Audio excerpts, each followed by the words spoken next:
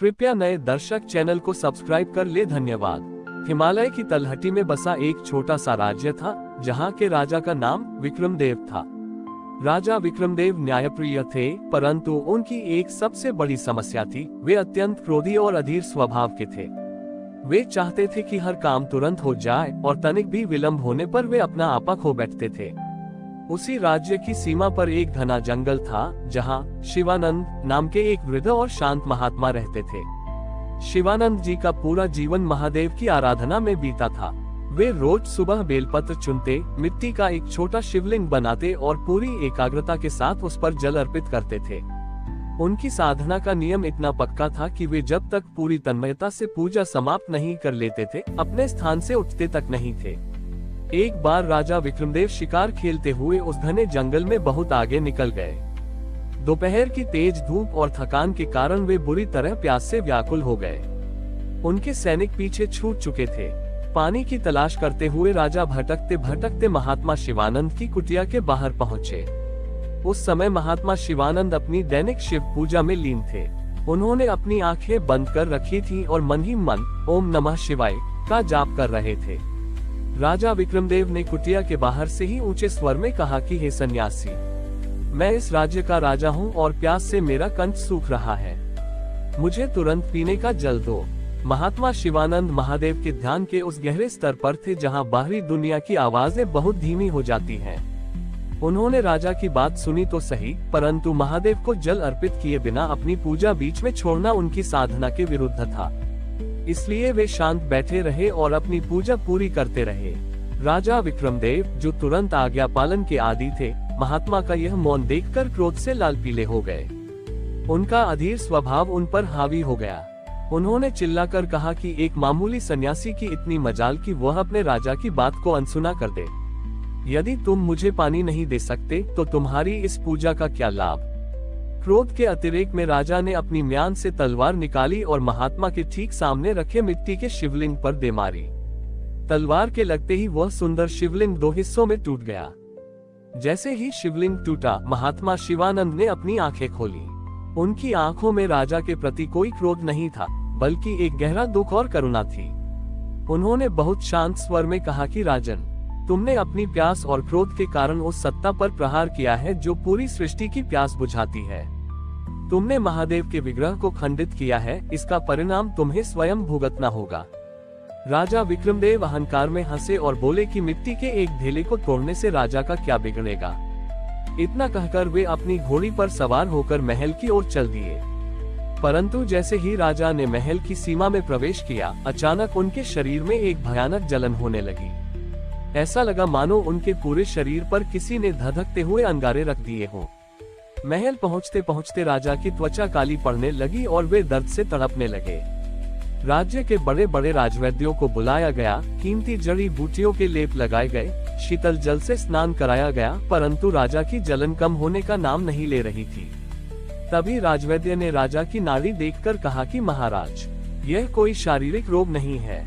ऐसा प्रतीत होता है कि आपसे किसी सिद्ध पुरुष या साक्षात देव का महापराध हुआ है। यह उसी का संताप है। राजा को तुरंत जंगल में घटी वह घटना याद आ गई। उन्हें अपनी भूल और अहंकार का एहसास हुआ। वे अपनी इस असहनीय पीड़ा की अवस्था में ही रथ पर सवार होकर वापस उसी जंगल की ओर भागे। उनके पीछे उनका पूरा राजपरिवार और मंत्री भी थे। जब राजा कुटिया पर पहुंचे तो उन्होंने देखा कि महात्मा शिवानंद उस टूटे हुए शिवलिंग के टुकड़ों को अपनी छाती से लगाए रो रहे थे। राजा विक्रमदेव तड़पते हुए रथ से उतरे और सीधे महात्मा के चरणों में गिर पड़े। उन्होंने रोते हुए कहा कि हे ऋषिवर, मुझे क्षमा कर दें। मेरे अहंकार और क्रोध ने मुझे अंधा कर दिया था। मैंने साक्षात शिव का अपमान किया है। इस जलन से मेरे प्राण निकल रहे हैं। मुझे इस पाप से मुक्ति दिलाए। महात्मा शिवानंद ने राजा को देखा और कहा कि राजन, तुम्हारी इस पीड़ा का अंत मेरे हाथ में नहीं है। तुमने जिस शिवलिंग को तोड़ा है, अब तुम्हें अपने हाथों से उसी मिट्टी को जोड़कर महादेव से क्षमा मांगनी होगी। राजा ने तुरंत कांपते हाथों से उस खंडित शिवलिंग के टुकड़ों को उठाया। उनके शरीर की जलन इतनी तीव्र थी कि उनके हाथों से पसीना और आंसू टपककर उस मिट्टी पर गिर रहे थे। राजा ने अपने आंसुओं से उस सूखी मिट्टी को गीला किया और अत्यंत विनीत भाव से रोते हुए महादेव का स्मरण करने लगे। वे बार बार कह रहे थे कि हे कर्पूर गौरम, हे दया निधान, इस अज्ञानी के अपराध को क्षमा करें। जैसे ही राजा के पश्चाताप के आंसू उस मिट्टी में मिले और उन्होंने उस शिवलिंग को पुनः एक आकृति दी, वैसे ही कुटिया के भीतर एक शीतल और सुगंधित हवा का झोंका चला। उस टूटे हुए शिवलिंग के जोड़ से एक अद्भुत नीली आभा निकली और देखते ही देखते पूरी कुटिया में साक्षात भगवान सदाशिव प्रकट हो गए। महादेव के मस्तक पर शीतल चंद्रमा चमक रहा था और उनकी जटाओं से गंगा की सूक्ष्म धारा प्रवाहित हो रही थी। महादेव का वह परम शांत रूप देखकर राजा की पूरे शरीर की जलन एक क्षण में गायब हो गई। उनका शरीर पहले जैसा ही स्वस्थ और निर्मल हो गया। महादेव ने मंद मुस्कान के साथ राजा विक्रमदेव की ओर देखा और कहा कि विक्रमदेव, क्रोध मनुष्य का सबसे बड़ा शत्रु है। तुमने अनजाने में ही सही, परंतु अपनी अधीरता के कारण मेरी पिंडी को खंडित किया। परंतु तुम्हारा पश्चाताप सच्चा था। तुमने अपने आंसुओं से जिस मिट्टी को जोड़ा है, उसने तुम्हारे भीतर के अहंकार और क्रोध को भी हमेशा के लिए समाप्त कर दिया है। एक राजा के भीतर शक्ति के साथ साथ धैर्य और करुणा का होना सबसे आवश्यक है।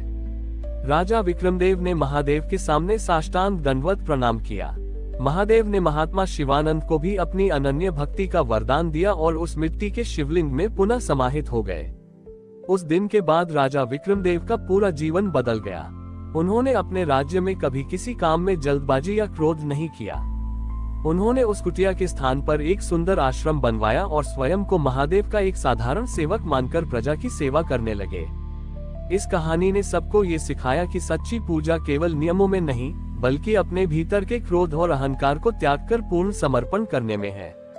महादेव के साक्षात दर्शन और उनके दिव्य आशीर्वाद के बाद राजा विक्रमदेव का जीवन पूरी तरह बदल चुका था।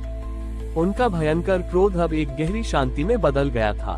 वे राजमहल लौट तो आए थे, लेकिन उनका मन अब विंध्याचल की उस पावन कुटिया और महात्मा शिवानंद के चरणों में ही लगा रहता था। राजा ने अपने राज्य में घोषणा करवा दी कि अब से न्याय केवल दंड के आधार पर नहीं, बल्कि करुणा और धैर्य के आधार पर होगा। कुछ समय बाद राजा विक्रमदेव के पड़ोसी राज्य के राजा उग्रसेन ने इस बदलाव को राजा की कमजोरी समझ लिया। राजा उग्रसेन अत्यंत महत्वाकांक्षी और युद्धप्रिय राजा था। जब उसे पता चला कि विक्रमदेव अब शस्त्र छोड़कर शास्त्रों और महादेव की भक्ति में लीन रहते हैं, तो उसने इसे एक सुनहरा अवसर माना। उग्रसेन ने बिना किसी पूर्व सूचना के एक विशाल सेना के साथ विक्रमदेव के राज्य पर आक्रमण कर दिया। उग्रसेन की सेना सीमा पार कर तेजी से आगे बढ़ रही थी। राजा विक्रमदेव के सेनापति घबराए हुए राजदरबार में पहुंचे और बोले, महाराज, शत्रु सेना हमारे द्वार तक आ पहुंची है। यदि हमने तुरंत युद्ध का शंखनाद नहीं किया तो हमारा सर्वनाश निश्चित है। दरबार में उपस्थित सभी मंत्री और सैनिक युद्ध की तैयारी के लिए उतावले हो रहे थे, लेकिन राजा विक्रमदेव के चेहरे पर तनिक भी अधीरता नहीं थी। उन्होंने बहुत शांत स्वर में कहा, युद्ध हमेशा अंतिम विकल्प होना चाहिए। रक्तपात से कभी किसी समस्या का समाधान नहीं हुआ। मैं स्वयं राजा उग्रसेन से बात करूंगा और उन्हें समझाने का प्रयास करूंगा। सेनापति ने अचंभित होकर कहा, परंतु महाराज, उग्रसेन कोई साधारण राजा नहीं है। वह बहुत क्रूर है, वह आपकी शांति की भाषा नहीं समझेगा। विक्रमदेव ने मुस्कुराते हुए कहा, जिस महादेव ने मेरे भीतर के प्रचंड क्रोध को एक क्षण में शांत कर दिया, वे चाहे तो उग्रसेन के हृदय को भी बदल सकते हैं। मुझे अपने आराध्य पर पूरा विश्वास है। राजा विक्रमदेव ने अस्त्र शस्त्र धारण करने के बजाय अपने हाथ में केवल वही मिट्टी का छोटा शिवलिंग लिया जिसे उन्होंने अपने पश्चाताप के आंसुओं से जोड़ा था। वे बिना किसी सुरक्षा बल के केवल 2 मंत्रियों को साथ लेकर राज्य की सीमा पर राजा उग्रसेन के शिविर में पहुंच गए। राजा उग्रसेन अपने तंबू में बैठकर युद्ध की रणनीति बना रहा था। जब उसने देखा कि विक्रमदेव बिना किसी सेना और अस्त्र शस्त्र के उसके सामने खड़े हैं, तो वह जोर से हंसा और बोला, विक्रमदेव, ये तुम क्या कर रहे हो? क्या तुम युद्ध से इतने डर गए हो कि बिना लड़े ही अपनी पराजय स्वीकार करने चले आए? कहाँ गई तुम्हारी वह तलवार जिसका लोहा पूरी दुनिया मानती थी? विक्रमदेव ने बहुत ही विनम्रता पूर्वक अपने हाथों में रखे शिवलिंग को सामने करते हुए कहा, राजन, मैं यहाँ अपनी पराजय या विजय का निर्णय करने नहीं आया हूँ। मैं यहाँ हमारे निर्दोष सैनिकों और प्रजा के प्राणों की रक्षा के लिए आया हूँ। इस मिट्टी के शिवलिंग में पूरी सृष्टि के स्वामी का वास है। युद्ध की इस धधकती आग में केवल विनाश होगा। मेरी आपसे प्रार्थना है कि इस निरर्थक युद्ध को यहीं रोक दें और शांति का मार्ग चुनें। उग्रसेन का अहंकार इस सरल बात से और अधिक बढ़ गया। उसने अपनी तलवार निकाली और उस शिवलिंग की ओर इशारा करते हुए कहा, तुम काया हो चुके हो विक्रमदेव, और अपने इस खोखले ज्ञान के पीछे छिप रहे हो। तुम्हारी इस मिट्टी की पिंडी में यदि सचमुच कोई शक्ति है तो वह मेरी इस तलवार के सामने प्रकट होकर दिखाए, अन्यथा आज तुम्हारा ये राज्य मेरे अधीन होगा। जैसे ही उग्रसेन ने अपनी तलवार से उस शिवलिंग को स्पर्श करने का प्रयास किया, अचानक पूरे शिविर की धरती जोर जोर से हिलने लगी। आसमान में दिन के समय ही घने काले बादल छा गए और बिजली कड़कने लगी। देखते ही देखते उस छोटे से मिट्टी के शिवलिंग से एक अत्यंत तीव्र और असहनीय दिव्य प्रकाश निकला। उस प्रकाश के बीच से साक्षात महादेव का एक विराट और रौद्र रूप प्रकट हुआ। त्रिनेत्रधारी महाकाल के मस्तक का तीसरा नेत्र हल्का सा खुलने लगा था, जिससे भयंकर ऊर्जा निकल रही थी। महादेव के इस भयानक और अलौकिक रूप को देखकर राजा उग्रसेन के हाथ से तलवार छूटकर गिर गई। उसकी पूरी सेना भय से थर थर कांपने लगी और सभी सैनिक अपने घुटनों के बल बैठ गए। महादेव की गंभीर और मेघ जैसी गरजती हुई आवाज गूंजी, उग्रसेन, जिसके भीतर करुणा और धैर्य नहीं, वह राजा कहलाने के योग्य नहीं है। विक्रमदेव ने शांति का मार्ग चुनकर धर्म का पालन किया है और तुम अपने अहंकार के मद में अंधे होकर विनाश को आमंत्रण दे रहे हो। राजा उग्रसेन का पूरा शरीर भय से कांप रहा था। उसे समझ आ गया था कि वह किसी साधारण राजा से नहीं, बल्कि साक्षात ब्रह्मांड के नायक के भक्त से टकराया है। उसने रोते हुए महादेव के सामने अपना सिर टेक दिया और कहा, त्राहिमाम प्रभु, त्राहिमाम, मुझसे महाअपराध हुआ। मुझे अपने बल का बहुत घमंड था। मुझे क्षमा करें, मैं अपनी सेना लेकर अभी वापस लौट जाता हूँ। महादेव ने राजा विक्रमदेव की ओर देखा, जिनकी आंखों में इस विकट परिस्थिति में भी केवल प्रार्थना और करुणा का भाव था। विक्रमदेव ने हाथ जोड़कर कहा, हे दयानिधान, उग्रसेन को क्षमा कर दें। इनका पश्चाताप भी सच्चा है। भक्त की पुकार सुनकर महादेव का रौद्र रूप तुरंत एक अत्यंत सौम्य और शांत रूप में बदल गया। उन्होंने उग्रसेन को आशीर्वाद देते हुए कहा, जाओ उग्रसेन, आज से तुम्हारी तलवार केवल धर्म और निर्दोषों की रक्षा के लिए उठेगी, किसी का अधिकार छीनने के लिए नहीं। इसके बाद महादेव पुनः उस मिट्टी के शिवलिंग में समाहित हो गए। मौसम एकदम शांत हो गया। राजा उग्रसेन की आंखों में अब सत्ता की भूख नहीं, बल्कि भक्ति के आंसू थे। उसने राजा विक्रमदेव के पैर छू लिए और कहा, भैया, आज आपने न केवल मेरे प्राण बचाए, बल्कि मुझे नरक के मार्ग पर जाने से भी रोक लिया। उस दिन के बाद दोनों राज्यों के बीच का बैर हमेशा के लिए समाप्त हो गया।